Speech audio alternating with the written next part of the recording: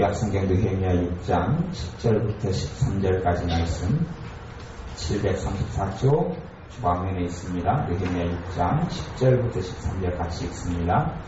이후에 느헤가벨의 손자 블라야의 아들 스마야가 구문불출하기로 내가 그 집에 가니 저가 이르기를 저희가 너를 죽이러 올 터이니 우리가 하나님의 전으로 가서 예수 안에 있고 그 문을 닫자. 저희가 필연 밤에 와서 너를 죽이리라 하기로 내가 이르기를 나 같은 자가 어찌 도망하며 나 같은 몸이면 누가 외소에 들어가서 생명을 보존하겠느냐. 나는 들어가지 않겠노라 하고 깨달은즉 저는 하나님의 보내신 바가 아니라 도비아와 산발랏에게 뇌물을 받고 내게 이런 예언을 합니다.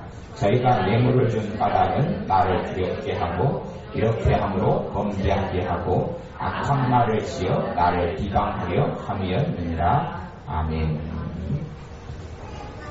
기도의 응답, 하나님의 응답에 대해서 말씀을 나누겠습니다. 특별히 느헤미야서에 있는 하나님의 응답들에 대해서 말씀을 나누겠는데요. 느헤미야는 하나님의 성, 이 예루살렘 성을 중건했던 사람, 건축했던 사람입니다.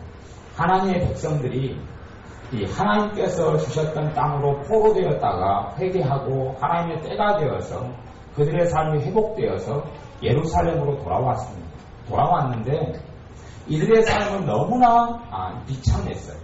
돌아와서 하나님께 예배당 성전을 짓고 하나님께 예배를 드렸는데 그런데 문제는 뭐냐 그러면 과거에는 그들을 둘러싼 성이 있어야 됐어요. 성이 없으면 외군의 침략을 받고 주변 민족들의 침략을 받아서 노예가 되고 농사를 지어놔도 다 빼앗겨버리고 양을 키우고 소를 키워도 다 빼앗겨버리고 말하고 근데 하나님의 백성 이스라엘이 이런 일을 겪고 당하게 되었습니다.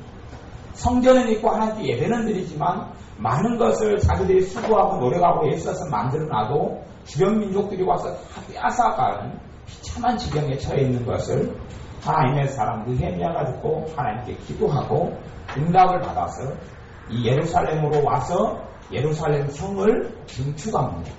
증축하는데 많은 주변의 대적들이 하나님의 백성들이 가지는 성을 증축하지 못하도록 방해하고 막고 그리고 공격을 합니다. 특별히 공격의 대상은 누구냐 하면 느헤미야라는 예루살렘 총독이에요. 느헤미야가 하나님의 사명을 지고 하나님의 이 백성들이 거주할 예루살렘 성을 짓기 때문에 이 사람을 방해하고 공격하고 죄짓게 하려고 발버둥을 칩니다. 그 가운데 주변 이 민족들 주변에 해방하는 대적들의 오두머리들이 어떤 사람을 뇌물로 돈을 주고 삽니다. 그 사람은 제사장이에요. 제사장이라고 하는 하나님의 사람이라고 일컫는 사람이 뇌물을 먹은 다음에 뭐라고 이야기하냐 하면 10절에 보면 느헤미야 6장 10절에 보면 내가 그 집에 가니 저가 이르기를 저희가 너를 죽이러 올 터이니 우리가 하나님의 전으로 가서 외소 안에 있고 그 문을 닫자. 저희가 필요한 밤에 와서 너를 죽이리라. 이렇게 예언을 하는 거예요. 외소로 도망하면 살 것이다 그러는 거예요. 외소가 뭐냐면요. 이 하나님의 성전 안에는 두 가지가 있는데 하나는 성전 뜰 이건 빼고 성전 안에 하나님을 만나는 곳이 성소와 지성소가 있어요. 지성소 지극히 거룩한 대제사장이 1년에 한 번 들어간 지성소를 내소라 그러고 제사장만이 들어가서 하나님을 경배할 수 있는 외소가 있는데 여기를 성소라 그래요. 제사장만이 들어갈 수 있는 성소, 외소에 같이 들어가자는 거예요. 거기에 들어가면 제사장이 아닌 사람들은 거기서 죽임을 당합니다. 제사장이 아니면 들어갈 수 없는 곳에 하나님께서 거기로 너를 피하라고 그랬다. 사람들이 너를 죽일 테니 외소로 들어가면 너는 살리라. 그렇게 이야기하는 거예요. 이걸 들을 때에 얼마나 저 사람들이 너를 죽이리라 라고 말할 때 얼마나 두렵지 않겠어요. 사람이 이제 두려워요. 두렵고 떨려요. 여기서 두려움에 침몰되어 버리면 안 돼요. 하나님의 자녀들에게도 이 환경이나 삶이나 사람들이 두려움에 침몰되도록 공격하는 때가 있어요. 그런데 두려움을 사단 마귀가 주변의 사람들을 통하여 두려움을 줍니다. 하나님의 자녀에게 두려움을 줘요. 그럴 때가 종종 있고 자주 있어요. 어떤 사람은 극히 드물게 있겠지만 그 두려움들을 받아들여버리면 의사가 간혹 그렇게 말할 수도 있어요. 당신의 병은 도무지 낫지 아니할 것이다. 당신의 병은 낫지 않고 이렇게 살다가 죽을 것이다. 아니면 지금 종기가 하나 있는데 이게 10중 8구 암으로 발전하기가 쉬운데 굉장히 위험하다 하는 말을 의사가 말할 수도 있어요. 하나님의 자녀는 거기서 두려움을 받아들여 버리면 하나님의 꾸심과 보호가 나타나지가 않습니다. 믿음이 생겨나지 않는단 말이에요. 여러분이 먼저 의심과 불안과 불신과 두려움을 받아들여 버리면 믿음의 기도를 하나님께 드릴 수 없고 믿음이 생겨나지도 않아요. 두려움을 듭니다. 이때에 느헤미야가 대답해요. 자기의 안에 있는 걸 대답해요. 내가 이르기를 나 같은 자가 어찌 도망하며 나 같은 몸이면 누가 외소에 들어가 생명을 보존하겠느냐. 나는 들어가지 않겠노라. 사실은 죽으면 죽겠다. 죽으면 죽겠다. 그런 마음으로 하나님 앞에서 이야기하고 이 사람이 말하는 제사장이 말하는 말을 듣지도 않아요.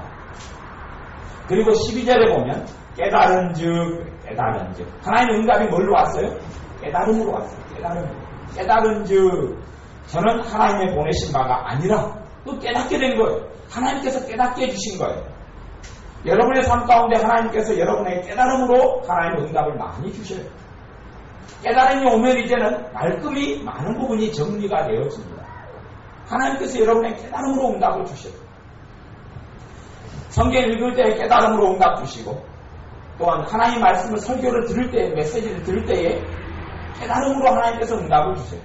어떤 것이 깨달아지면 그것은 하나님께서 여러분에게 응답하시는 것이 많아요. 대부분이에요.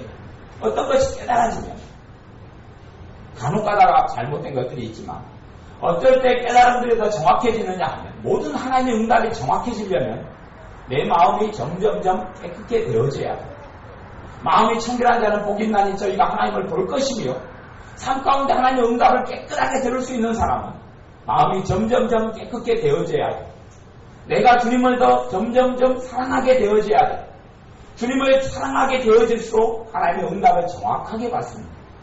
하나님을 사랑하는 마음이 내게 없어요. 내 욕심대로 살고 나를 위해 살고 내 자식들만 바라보고 살고 나만의 행복을 위해 살고 내 집만을 위해 살고 내 건강만을 위해 살고 나만 잘되기를 위해 살고 사실은 그런 사람들은 하나님의 정확하고 깨끗한 응답을 거의 받지를 못합니다. 하나님을 가까이 하지 않는 거기 때문에 그래요. 하나님의 자녀들이 하나님을 사랑함이 없으면 주님을 사랑함이 없으면 주님께로부터 오는 응답을 극히 받기 어려울 뿐만 아니라 사실은 하나님께서도 응답하시지 않습니다. 하나님께 나오고 하나님과 거리가 멀었다 하면 어떨 때 응답이 있느냐 하면 회개하고 나올 때 응답이 있어요. 하나님께 마음을 돌이키고 하나님을 의지하는 자가 하나님을 신뢰하는 자가 하나님을 바라보는 자가 되겠습니다 하는 마음으로 나올 때에야 비로소 하나님께서 응답해 주시기 시작합니다. 내가 내 마음대로 살아가는데 기도할 때 응답이 있다. 하나님께로부터 오지 않습니다. 하나님은 그때는 응답하지 않습니다. 내가 내 뜻대로 내 계획을 세우고 그 계획이 이루어지기를 내가 잔머리 걸리고 내 지혜로 쓰고 사람 만나고 그럴 때 뭔가가 깨달아진다. 하나님께로부터 오지 않습니다. 그때 번쩍이는 아이디어가 생긴다. 다 마귀로부터 오지 하나님께로부터 오지 않습니다. 어떤 사람은 자기가 이리 뛰고 저리 뛰고 계획하고 기도하지 않고 하나님 맡기지도 않고 의지하지도 않고 자기 욕심과 자기를 위해서 이리 뛰고 저리 뛰는데 뭔가 번뜩 깨달고 아이디어가 생겨나니까 옳다구나 하나님께 주신 거구나 하고 달려가다가 자빠지는 사람을 많이 봅니다. 그러면서 왜 하나님께서 깨닫게 하셨는데 왜 이리 어려움이 생겼을까 하는데 그건 하나님 뜻에 서 있지 않을 때는 그 깨달음들은 깨끗하지도 않고 주님께로부터 오는 것이 극히 드물고 일반적으로 없습니다. 하나님께로 삶의 방향이 마음의 방향이 인생의 방향이 돌이켜졌을 때에야 주님께서 깨달음으로 응답해 주시는 겁니다. 그것도 이때에는 주님께서 먼저 깨닫는 것이 아니고 느헤미야에게 뭘 봅니까? 느헤미야의 신앙을 먼저 보는 거예요. 하나님은 여러분의 믿음을 하나님은 테스트하실 하나님의 자격이 있으세요. 하나님은 여러분의 신앙을 흔들어 보십니다. 여러분의 믿음이 참 믿음에 그하에 있는가? 하나님은 시험하십니다. 하나님은 시험하시는 하나님입니다. 하나님의 은혜와 복이 올 때에 그냥 주시는 게 아닙니다. 하나님의 자격에 맞는 사람을 하나님의 은혜 받을 만한 사람에게 하나님의 은혜를 주시는 것이지 아무나에게 주시지 않습니다. 그래서 여러분이 바른 믿음, 참 믿음에 있는가? 여러분을 시험합니다. 여러분을 시험하고 여러분의 믿음이 주님 앞에 굳건할 때에 더 좋은 것들을 부어주시고, 그리고 더 믿음이 장성하게 갈 때에 더 좋은 믿음을 부어주십니다. 그러니 이 잘못된 제사장 뇌물 받고 애언이라 하시고 하나님께로부터 오지 않았는데 돈을 위하여 애언하는 제사장의 말을 들을 때에 깨달음이 오지 않았습니다. 신앙으로, 믿음으로 하나님을 보이지 않아도 의지함으로 느헤미야가 나아가고, 그리고 난 다음에요, 이제 내가 죽으면 죽으리라 하고 지난 다음에요, 아마도 느헤미야가 기도하는 중인지 묵상 중인지 12절에 깨달은 즉 저는 하나님의 보내신 바가 아니라 이제 마음을 훌훌 털어버리게 됩니다. 하나님께서 보낸 사람이 아니었구나. 저기 제사장이고 주의 종이라고 일컬어졌지만 저 사람은 하나님 보낸 사람이 아니었구나. 우리 깨닫게 됩니다. 도비야와 산발렛에게 뇌물을 받고 내게 이런 애언을 합니다. 애언이라고 했죠. 애언을 했어요. 애언이라고 했어요. 하나님이 가라사대 그러면서 했단 말이에요. 그런데 도비야와 산발렛이라는 악한 사람들에게 뇌물을 받고 이야기한 거예요. 13절에 보면 자기가 뇌물을 준 까닭은 나를 두렵게 하고, 두렵게 하고 사람을 두렵게 해서 좌절하고 침몰시키게 만들어요. 잘못된 사람의 뭔가가 여러분 안에 오면 두려움이 올 수 있어요. 두려움을 여러분이 받아들이면 여러분은 믿음 안에 서지 못합니다. 두려움을 받아들이고 낙심을 받아들이면 여러분은 성령님의 역사하심 안에 거하지 않습니다. 성령님의 충만하심 속에 거하지 않아요. 두려움을 내가 받아들이느냐, 두려움을 거부하느냐. 하나님의 사람이 두려움을 선택할 수도 있고 주님을 믿는 믿음, 신뢰를 선택할 수도 있어요. 여러분이 두려움을 선택하고 그러고 난 다음에는 주님의 평강과 주님의 기쁨이 깨어져 버리고 맙니다.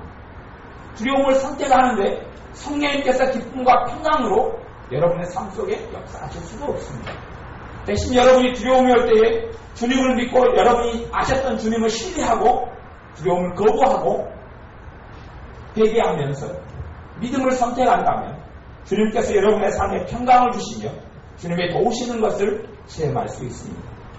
두렵게 하고 이렇게 함으로 범죄하게 하고, 두려움 다음에는 두려움을 받아들이면 뭐가 찾아옵니까? 범죄, 죄를 짓게 된단 말입니다. 죄를 짓게 돼요. 두려움이 찾아와요. 근심이 찾아오고 불안이 찾아오고 절망이 찾아오고 낙담이 찾아올 때에 그것을 받아들이면 죄를 범게 됩니다. 범죄가 일어나게 되고, 악한 말을 지어 나를 비방하게 하면 지도력으로 완전히 무너뜨려버리는 되고, 그래서 하나님의 성 예루살렘 성을 중건하는 것을 하지 못하게 하려고 그렇게 해요. 깨달음으로 하나님께서 여러분에게 응답하십니다. 다음 7장 5절 말씀, 7장 5절 말씀이 있습니다. 느헤미야 7장 5절 말씀 같이 읽습니다. 내 하나님이 내 마음을 감동하사 귀인들과 민장과 백성을 모아 그 보게대로 계수하게 하신 거로 내가 처음으로 돌아온 자의 보게를 얻었는데 거기 기록한 것을 보면, 아멘. 내 하나님이 내 마음을 감동하사. 하나님 응답이 어떻게 옵니까? 감동으로 와요. 감동으로 와요. 하나님께서 여러분의 마음을 감동시키세요. 지금 이 느헤미야 같은 경우는요, 성령의 은사들이 없는 사람에 속합니다. 느헤미야는 성령의 은사가 아니고 하나님의 관계성 속에서 응답을 받았어요. 성령의 은사를 여러분들이 구하시고, 성령의 은사가 있을 때는 응답이 정확해지고 응답이 빈번해지고 응답을 통하여 많은 것을 누릴 수가 있습니다. 근데 하나님의 성령의 은사들이 아니라 하나님과 관계 속에서 응답하실 때는 뭘로 응답하시냐 하면 감동을 하십니다. 그래서 느헤미야의 마음을 하나님께서 감동하셔서 귀인들과 민장과 백성을 모아 그 보게대로 계수하게 하셨다. 인구조사하게 하셨다니, 인구조사하게 하신 거예요. 그런 여러 가지 의미가 있지만 어찌되었든 하나님께서 느헤미야의 마음을 감동하신 거예요. 여러분의 마음, 하나님은 여러분의 마음을 감동하셔서 어떤 일을 행하게 하시고, 그리고 좋은 열매를 맺게 하시고, 하나님께서 여러분의 마음을 감동하셔서 여러분이 하나님의 은혜 속에 들게 하시는 거예요. 제가 이번 주에 어떤 책을 읽었는데 성령님의 인도하고 또한 어떤 물질에 대한 돈의 부분에 대해서 책을 읽었는데 그런 부분이 있더라고요. 헌금을 낼 때 일정하게 정한 액수를 내지 말아라, 그런 말입니다. 왜 그러냐 하면 내가 정해놓으면 성령의 인도를 받는 부분은 훈련되지 않고 따르지 않기 때문에 액수를 정하지 말고 헌금해라. 그리고 그때그때 기도하면서 주님께 얼마를 내야 될지를 물어보라. 하는 이야기 듣고 이 과연 옳다. 그리고 그것을 제 마음에 담아 두었습니다. 그런 것처럼 여러분의 삶 가운데 내가 정해놓고 결정해놓고 살아가는 삶이 아니라 그때그때 주님의 감동을 따라서, 물론 삶의 계획을 하지 말라는 이야기가 아닙니다. 삶에는 꼭 계획이 있어야 됩니다. 그 계획도 누구의 감동을 따라서요? 하나님의 감동을 따라서 마스터 플랜을 세워놔야 합니다. 하나님의 감동을 따라서 중기, 장기, 단기 계획을 세워놔야 합니다. 하지만 여러분이 하나님께 어떻게 살아가느냐에 따라서 계획들은 변하게 됩니다. 또한 삶에 있어서도 여러분이 정해놓고 살아가는 어떤 부분들 말고 여러분이 고정적으로 여러분의 어떤 자기의 고정관념으로 무엇을 정해놓는다면 그 부분에 있어서 하나님의 감동을 받고 누리는 것은 극히 어렵게 되어집니다. 감동으로 하나님께서 응답하시고요. 성경 느헤미야 1장 11절을 봐보겠습니다. 느헤미야 1장 11절 말씀, 느헤미야 1장 11절 같이 읽습니다. 주여 구하오니 귀를 기울이사 종의 기도와 주의 이름을 경외하기를 기뻐하는 종들의 기도를 들으시고 오늘날 종으로 형통하여 이 사람 앞에서 은혜를 입게 하옵소서 하였나니 그때에 내가 왕의 술관원이 되었었느니라. 아멘. 되었었느니라. 그렇죠. 하나님께 기도하기를, 종의 기도와 주의 이름을 경외하기를 기뻐하는 종들의 기도를 들으시고 오늘날 종으로 형통하여 이 사람 앞에서 은혜를 입게 하옵소서. 이 사람은 누구냐 하면 왕이에요. 왕. 그 느헤미야가 있었던 나라의 왕, 그 나라의 왕, 그 페르시아의 왕, 그 왕에게 은혜를 입게 해달라고. 근데 그 은혜를 입게 해달라는 것은 자기만의 기도가 아니었어요. 자기 욕심과 자기의 성공을 위해서 왕의 은혜를 입게 해달라는 것이 아니고, 가만히 보면 종의 기도와 자기 기도하고 그 다음에 주의 이름을 경외하기를 기뻐하는 종들의 기도, 그러니 하나님의 어떤 뜻을 위하여, 하나님의 역사를 위하여 기도했다는 것을 볼 수 있어요. 자기의 욕심과 자기의 성공을 위하여 왕에게 은혜를 입게 해달라고 기도한 것이 아니라 하나님께서 기뻐하신 뜻을 위하여 왕의 은혜를 입기를 기도했고, 그리고 기도 응답의 결과가 나타났습니다. 그러니까 어떤 부분들은 하나님의 응답이 뭘로 옵니까? 일이 되어지는 걸로 오죠. 우리는 대부분 기도 응답을 그 선에서 멈춰버리고 말아요. 하나님 이걸 해주십시오, 이걸 해주십시오 그럴 때에 그 일이 이루어진 것을 보고 응답이라고 생각해요. 그것이 응답의 경우도 있지만 그것이 모든 응답을 그것이 좌우하는 건 아니에요. 모든 응답이 되어져야지, 기도 응답이 되어져야지 다 응답이 오는 건 아니고, 앞에 이야기했던 깨달은 것으로 응답이 오고, 그다음 감동으로 응답이 오고, 여기서는 뭘로 응답이 옵니까? 말씀, 기도가 이루어지면 응답. 하나님의 자녀들이 무조건 응답이, 기도가 이루어져야지 그게 응답이다 생각하면 그건 착각이에요. 그렇게 되어질 때에 하나님의 참다운 응답을 누리지 못하는 것이 너무나 많아요. 단지 이루어져야지 응답이 아니라 하나님께 바른 마음으로, 깨끗한 마음으로 하나님의 영광과 하나님의 뜻을 위하여서 기도하고 구하는 것이 선행되어야 되고, 그 다음에 하나님께 나아갈 때에 하나님께서 응답해 주셔서 이 느헤미야가 왕의 술관원이 되도록 축복해 주시는 거예요. 왕의 술관원은 왕에게 있어 가장 측근이 두 명인데, 한 사람은 술 맡은 관원이고 또 한 명은 음식을 맡은 관원이에요. 이 두 사람이 왕에게 있어 가장 큰 측근에 속하는 사람인데, 아주 고속 승진을 했다는 이야기. 아주 고속 승진해서 왕과 항상 함께 대면하는 자의 자리에, 왕에게 술을 담당하는 자리에 서서 있었던 거예요. 그 다음에 하나님의 응답이 어떻게 오냐 하면 2장 4절 5절을 같이 읽어보겠습니다. 2장 4절 5절, 느헤미야 2장 4절 5절 같이 읽습니다.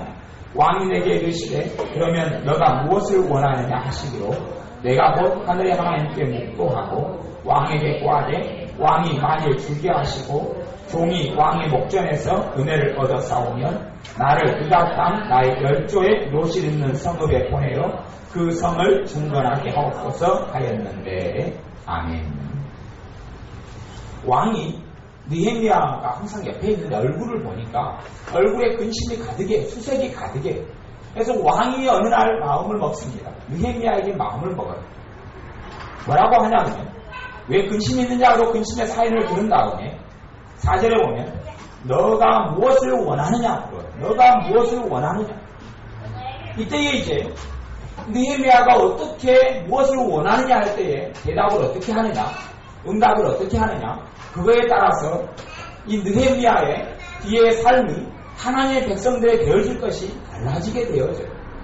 왜냐하면 응답을 잘못하게 되면 느헤미야는 거기서 반역죄가 걸려버리고 말아요.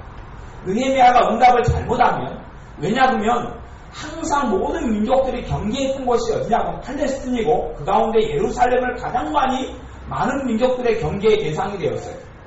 그렇기 때문에 예루살렘 성이 중건된다는 것은 다시금 그들이 반역을 빼하고, 왜냐하면 하나님의 백성으로 살아갈 때 이스라엘 민족이, 하나님의 백성이 주변 나라에 하나님의 뜻이 아닌 경우에 무릎을 꿇은 적이 거의 없었기 때문에 그래요.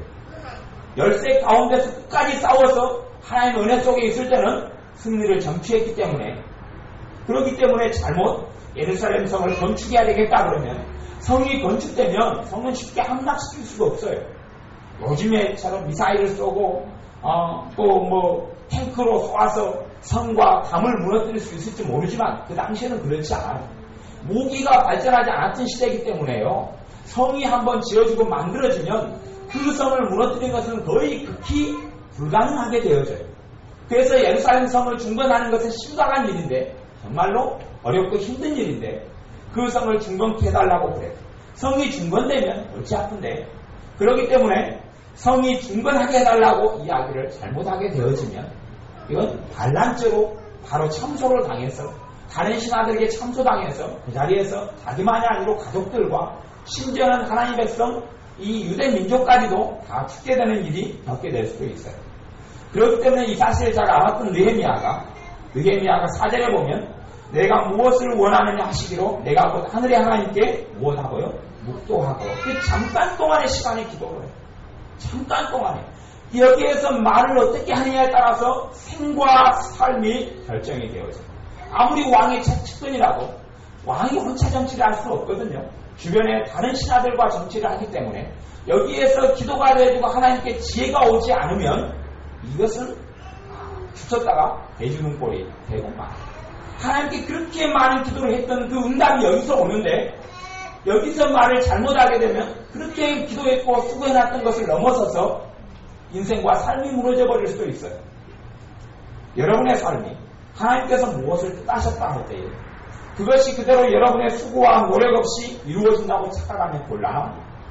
하나님께 예언을 받게 될 때에, 내일부터 목요일까지 이 예언 집회를 다른 수양관에서 하니까 거기에서 예언을 여러분들이 많이 받으실 터인데, 예언을 하나님께서 좋은 예언을 주셔요.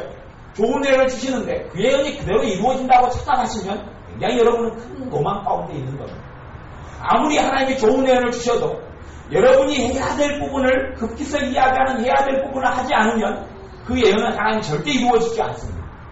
아무리 하나님의 좋은 말씀과 축복의 말씀을 여러분이 주셨다 할지라도 여러분이 하나님 앞에서 해야 될 책임을 하지 않으면 그것은 하나도 이루어지지 않습니다. 여러분이 예언만 믿고 살아가는 어리석은 사람들도 있는데 그건 어리석은 사람입니다. 예언만 믿고 살아가는 사람같이 어리석은 사람이 없습니다. 하나님이 예언을 주시면 거기에는 꼭 내가 해야 될 책임과 역할이 반드시 있습니다. 내가 해야 될 것을 하지 않으면 하나님께서는 그 예언을 결단코 이루어 주시지 않습니다. 그래서 예언이 무용지물이 되는 경우는 굉장히 많습니다. 건강에 대해 예언할 때 어떤 부분을 내가 하지 않으면 안 된다 하는 부분에 지키지 않으면 하나님이 건강으로 축복해 주는 것을 누리기 어렵고, 어떤 부분에 내가 너를 어떻게 사용하리라, 자녀를 어떻게 하리라 할 때에 그 예언 부분에 있어서 사람이 해야 될 부분을 하지 않으면 하나님의 예언의 응답을 누릴 수가 없습니다. 그렇기 때문에 하나님의 자녀가 살아갈 때에 한번 어떤 예언을 받고 인생이 정해지고 운명 지어지지 않습니다. 내가 순간순간 삶의 날들 달들 그 해들을 주님의 은혜 속에 살 때에 인생의 마지막에 종국에 갈 때까지 하나님 주신 아름다운 열매를 볼 수 있는 겁니다. 그러니 기도응답을 해서 왕의 술관이 되어졌다 해서 이제는 승승 가도를 가고 좋은 열매를 바르고 맺을 수 있는 건 아니란 말입니다. 그래서 이 중요한 때에 느헤미야는 하나님께 기도했습니다. 여기서 하나님 응답이 뭘로 왔겠습니까? 지혜로 왔죠. 지혜로 왔다고 생각할 수 있습니다. 하늘 하나님께 묵도하고 그리고 지혜가 와요. 편하게 두려움이 아니라 이 질문을 하게 될 때에 두려움이 와버릴 수도 있어요. 야, 이 말 잘못하면 죽었다. 그런데 하나님께 묵상하고 묵도하고 묵상 기도하고 속으로 기도하고 하나님께서 응답을 주셔서 이 느헤미야가 이야기합니다.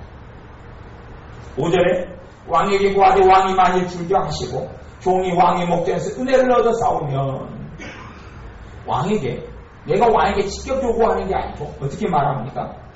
왕이 줄겨하시고 왕이 정말 기쁜 마음으로 해주신다면 또 종이 왕의 목전에서 은혜를 얻어 싸우면 그러면서 나를 유다 땅 나의 열조의 묘실 있는 성읍에 보내달라. 어떤 성읍이에요? 내 백성이 지금 거주하고 있는 내 백성이 돌아간 포로 돌아간 그 땅에서 힘들게 살고 있습니다. 성을 지어야 되겠습니다. 이야기한 반역죄가 걸려 들어갑니다. 그 된대로 이야기한 반역죄에 걸려 들어가고 뭐라고 이야기합니까? 나의 열조의 묘실 있는 성읍이라고 이야기합니다. 이 모든 민족과 나라를 막론하고 과거에로부터 뭐가 중요해 왔냐 그러면 묘실이 중요했어요. 조상의 묘.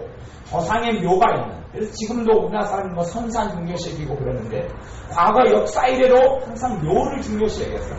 그다음에 믿는 사람이 지금도 묘를 중요시하면 안 됩니다. 그런데 다른 나라 민족이나 다 이런 묘를 중요시하겠다는 이야기를 하는 거예요. 그것을 주님께서 아셔서 그것을 이용하셔서 지혜를 주신 거지. 믿는 사람이 지금도 묘를 돌보고 묘 비석 세우기 좋아하고 그런 자손들이 잘 될 수가 없습니다. 그런 잘 될 수가 없어요. 왜냐하면 그것이 우상이고 우상 숭배이기 때문에 그렇습니다. 그런데 역사 이래로 많은 이런 페르시아부터 이런 민족들이 자기 조상의 묘를 중요시하겠기 때문에 그래서 나의 열조의 묘실 있는 성읍이라고 이야기해요. 그래서 왕이 마음에 감동이 오죠. 왜? 자기도 자기 조상의 묘가 중요하게 여기고 있거든요. 근데 그 조상의 묘가 있는 그 성읍이 무너지고 해파되어지고 조상의 묘들이 파헤쳐진다는 어떤 이미지를 이 왕이 받았을 수 있어요. 열조의 묘실에 있는 성읍에 보내 그 성을 중건하게 하옵소서. 그 성을 안 쌓으니까 조상의 묘들이 어떻게 된다고요? 다 무너지고 해파될 수 있다고. 거기에 힌트를 주는 겁니다. 사실은 열조의 묘실이 중요해요? 그 안에 하나님의 사람들이 중요해요? 하나님의 사람이 중요한데 아무 이야기도 뻥끗 안 해요. 하나님의 백성들에 대한 이야기는 하지 않아요. 그리고 자기 조상의 묘에 대한 이야기를 꺼내요. 그게 접촉점이에요. 접촉점. 하나님께 여러분이 어떤 사람과 만나고 대화할 때도 하나님께 지혜를 받아야 돼. 접촉점. 사업을 할 때도 그 사람과 맞는 꼭 저 사람을 내가 저 사람의 마음을 감동시켜서 나하고 사업 파트너가 돼야 된다고 응답이 왔으면 뭘 달라야 돼요? 하나님께 묵도하고 접촉점을 받아야 돼. 접촉점. 접촉점을 받아야 돼. 하나님 저 사람에게 정말 어떠한 부분을 내가 이야기할 때에 저 사람한테 감동될 수 있는지 내게 깨닫게 해달라고 가르쳐달라고 인도해달라고 그런 부분을 주님께 기도해야 돼. 하나님이 인도한 사람이라고 하나님의 지혜를 받지 못하면 그것이 무너져버리고 어그러져버릴 수가 있어요. 하나님 응답이 여러분이 순간순간 기도함으로 지혜로웁니다. 지혜로웠고 그래서 이 왕이 감동되어서 이 느헤미야에게 군사들도 붙여주고 그리고 그 성을 중건할 모든 십자계나 모든 것을 다 공급해 줍니다. 이 기도 한번 잘해서 한 탕이 끝나는 거예요. 대신 끝나고 성이 중건되지는 않습니다. 이제는 느헤미야의 몫이 또 있습니다. 느헤미야가 삶을 살아갈 때 순간순간 일마다 주님을 의지하기 때문에 그가 성을 중건했고 하나님께 쓰임받았지. 내가 하나님께 뜻하셨기 때문에 자동적으로 이루어지리라. 그런 일은 없습니다. 그런 삶은 없어요. 하나님이 나를 축복된 인생으로 예정하셨기 때문에 축복된 인생으로 살리라. 성경에 그런 건 없습니다. 그러면 느헤미야가 뭐라고 기도하고 뭐라고 주님의 응답을 구하고 주님을 의지하겠습니까? 그렇지 않습니다. 2장 11절 12절 말씀 느헤미야 2장 11절 12절 말씀 같이 읽습니다. 내가 예루살렘에 이르러 거기 거한 지 3일에 내 하나님의 내 마음을 감화하사 예루살렘을 위하여 행하게 하신 일을 내가 아무 사람에게도 말하지 아니하고 밤에 일어나 두어 사람과 함께 나갈새 내가 탄 짐승 외에는 다른 짐승이 없더라. 아멘. 하나님께서 자기 마음을 감화하사 예루살렘을 위하여 행하게 하신 일을 내가 아무 사람에게도 말하지 않았다. 하나님께서 일단은 되어진 일들에 대해서 입을 다물라고 그런 거예요. 감동. 입을 열어버리면 이제는 예루살렘성 중건이 방해받아버리고 가능하지가 않아요. 하나님의 응답을 꾹 이어왔는데 여기서 하나님의 감동을 따라 감동이 입을 닫아라는 말이에요. 되어진 일에 대한 입을 닫아라고 해요. 그렇게 되지 않고 정보가 새어나가면 원수를 대적들이 하나님의 역사를 무너뜨리고 맙니다. 느헤미야를 통해서 하나님 일하신 역사가 무너져요. 회방받고 무너져요. 하나님은 누굴 통해서 일하십니까? 사람을 통해서 일하셔요. 사람을 통해서. 느헤미야를 통해서 일하셔도 느헤미야가 자기를 주님께 드리지 않고 느헤미야가 주님의 인도를 따르지 않고 느헤미야가 자기 생각과 뜻으로 행한다면 그가 하나님께서 주시는 일을 다 완수할 수 없어요. 느헤미야는 하나님의 감동을 받았습니다. 여러분이 하나님의 마음에 감화, 여기는 뒤에는 감동이라고 여기는 감화라고 나왔죠. 다 비슷한 단어예요. 여러분이 주님께 무릎 꿇지 않는다면 그분의 응답을 누리지 못합니다. 여러분이 그냥 생활하는데 하나님의 응답을 주시는 게 아닙니다. 그렇게 생각하시는 건 곤란합니다. 여러분이 주님께 무릎 꿇지 않는데 하나님께로부터는 정확하고 좋은 응답들을 받지 못합니다. 여러분이 여러분 삶을 살고 있는데 하나님은 그냥 감동하시고 감화하시고 응답 주신다? 그렇지 않습니다. 느헤미야의 삶은 기도하는 삶이었습니다. 느헤미야의 삶은 하나님을 경외하여 계속 기도하는 삶을 살았습니다. 나중에 뒤쪽에 느헤미야 뒤쪽으로 계속 갈 때 보면 느헤미야가 어떤 하나님 보시기에 선한 일들을 행한 다음에 바로 기도합니다. 하나님 내가 이런 일을 행하여 싸우니 내게 은혜를 주십시오. 이 종에게 은혜를 주십시오. 자꾸 기도합니다. 느헤미야의 삶에는 특징이 뭐였습니까? 기도였기 때문에 그렇습니다. 어떤 일을 행한 것을 끝내지 않고 그 일이 지나고 중단이고 이 왕과의 대화 중에도 잠깐 묵도하고 이의 삶의 특징은 기도였기 때문에 그렇습니다. 단지 정해진 시간만이 아니고 삶의 모든 자리와 순간들마다 기도하는 삶을 살았기 때문에 하나님의 감동과 감화가 쉽게 올 수 있었고 하나님의 깨달음이 쉽게 올 수 있었습니다. 여러분이 하나님께 마음이 열려져 있을 때에 하나님의 감동과 감화가 옵니다. 하나님에 대해서 여러분이 마음을 닫히고 살아가는데 그 정말 중요한 순간에 하나님의 감동과 감화가 오질 않습니다. 이때 느헤미야가 하나님의 주시는 감화를 안 받았다면 성이 예루살렘 성이 중건될 수 있었을지는 모르겠습니다만 더 힘들고 더 어려운 일들의 공경 속에 많이 처했었을 겁니다. 굉장히 많이 어려움을 당하고 번민당하고 고통스러워하고 이 길이 막혀서 다시금 철야기도 해야 되고 심지어 금식기도 해야 되는 일이 있었을지도 모르겠습니다. 그런데 하나님의 감동, 하나님께 마음이 항상 열려져 있어서 하나님의 감동을 깨닫기 때문에 어려움들을 피해갈 수 있었습니다. 여러분의 삶에도 그렇게 되어져야 합니다. 느헤미야 4장 말씀을 찾아보겠습니다. 느헤미야 4장 7절에서 9절까지 말씀.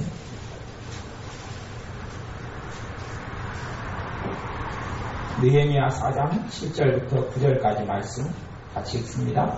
산발락과 도비아와 아라비아 사람들과 암몬 사람들과 아수어 사람들이 예루살렘 성에 중수되어 그 패락한 곳이 수보되어 간다함을 듣고 심히 분하여 다 함께 꾀하기를 예루살렘으로 가서 쳐서 요란하게 하자 하기로 우리가 우리 하나님께 기도하며 저희를 인하여 파수꾼을 두어 주야로 방비하는데 아멘. 주변의 사람들과 주변의 민족들이요 예루살렘 성이 건축된다는 말을 들었어요. 건축이 되어져 버리면 이제는 자기들이 항상 예루살렘 사람들을 괴롭히고 침략하고 강탈하고 먹고 살았는데 거기에서 얼마나 많은 자기들이 부유케 되어졌는데 성이 지어져 버리면 이제 자기들이 예루살렘 민족을 강탈해서 먹고 살 길이 없어요. 그러니 이들이 모의해서 그들을 다 함께 가서 쳐서 요란하게 하자. 무너뜨려버리고 성을 무너뜨려버리고 다시는 성을 건축할 마음을 먹지 못하게 하자고 이들이 작심했습니다. 이것을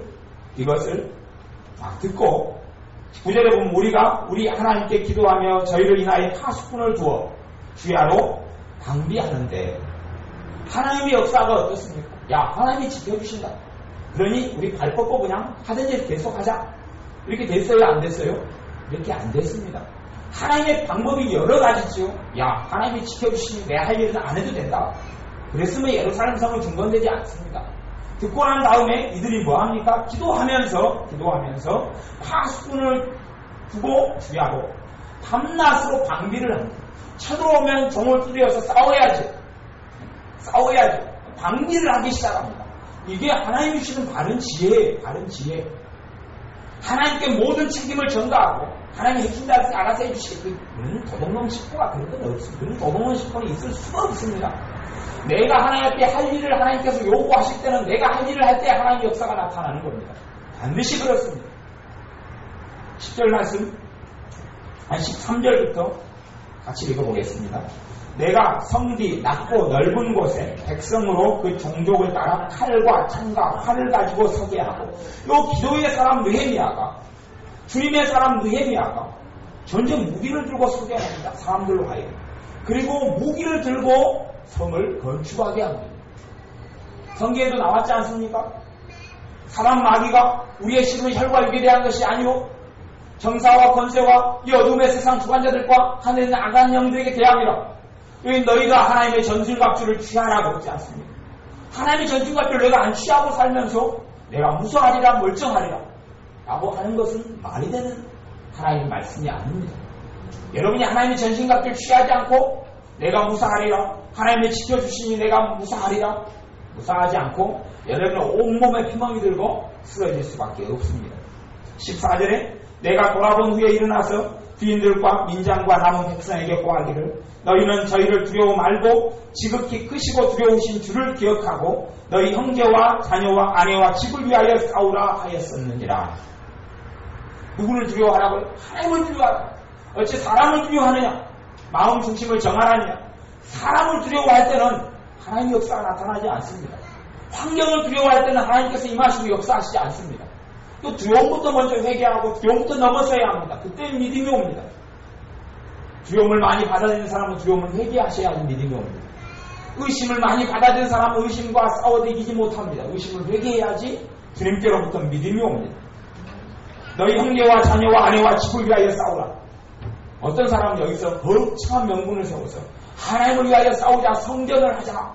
옛날 십자군처럼 그럴지 모르겠습니다만 하나님께서는 왜 예루살렘 성이 중건들을 축복합니까? 하나님의 자녀의 가정과 자녀들이 잘 되게 하기 위해서 그렇습니다. 안전하고 평안하게 살기 위해서 그렇습니다.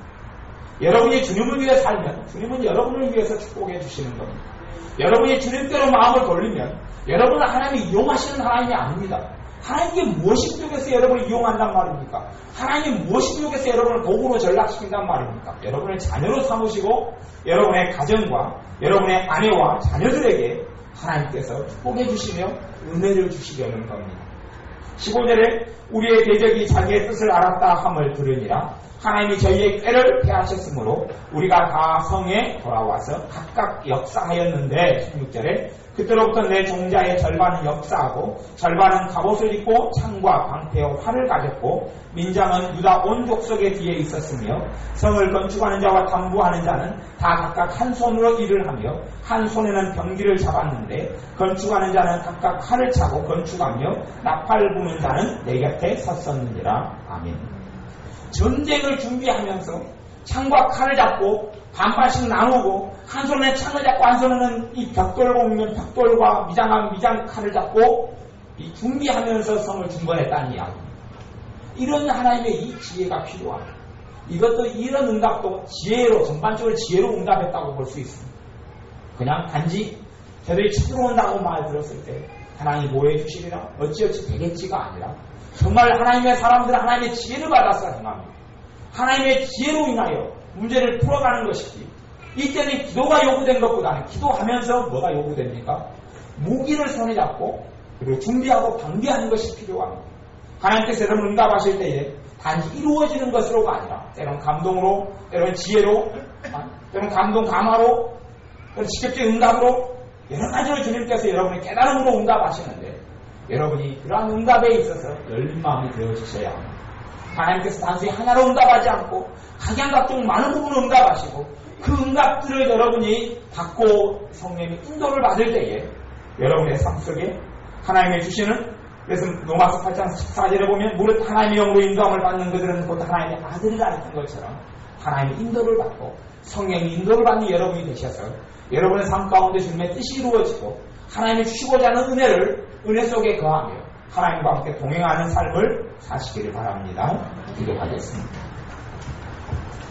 아버지 하나님, 하나님께서 우리에게 응답해 주시기를 원하시건대 우리가 하나님의 뜻이 아니라 내 뜻과 내 생각을 고집하며 달려갈 때가 얼마나 많이 온지요.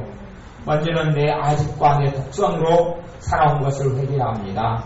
내 기도 제목이 먼저는 하나님의 뜻과 하나님께서 내게 주신 축복과 맞는지를 점검할 수 있도록 주님 도와주시고, 우리의 기도 제목이 하나님께 바르게 설 수 있도록 도와주시고, 하나님께 기도할 때에 하나님께서 각양각종 방식으로 우리의 응답하시고 감동하시고 깨닫게 하시고 인도하실 때에 잘 알아들을 수 있는 영적인 귀를 우리에게 허락하여 주옵소서.